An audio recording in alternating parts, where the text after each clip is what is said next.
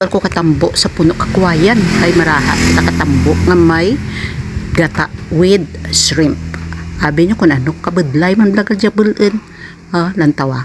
Di kita nyo kung paano ko rabulin. Susmaan. Pira magawa ko dyan karaka minutos kagma buel ang tambo ngadiyan. Diba? Tambo. Bahal ang tambo nga kanya kinbuel dyan. Sambilog lang is enough para ka naman. Sobra-sobra na. Start na karon sa gabi. Inga kan anay aman ang amo nga tambo. So, wala natin ka mga kung ano-ano dyan nga hindi pwede maraha din. Pag-abot sa balay, ginbuel ko ang kanya gintago nga pasayan sa may ginatawag nga freezer. Amo ba gintago ko nga pasayan ka to?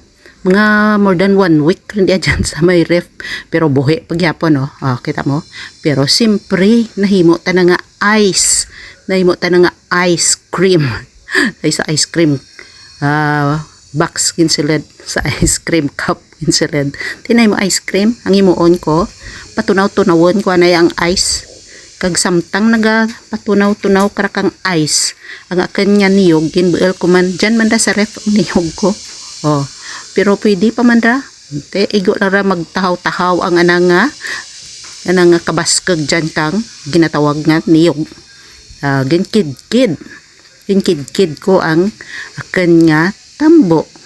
Para nga simpre, hindi taman na maraha kung hindi natin slice. So may kidkidan ako. Dasig lang rin dyan ang pag-ubra ko.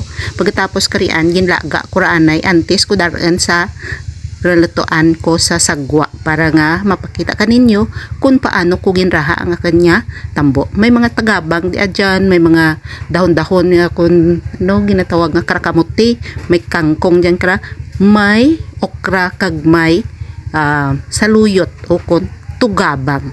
Amura pang graha dyan kang ginatawag nga tambo. Pagkatapos ibgataan natin diyan. Butangan natin itgata para medyo suave kag mananam. Diba?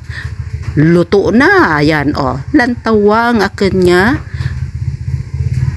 tambo o kon labong nga binuel sa puno kang kawayan. Diyan lang ra sa tubang balay.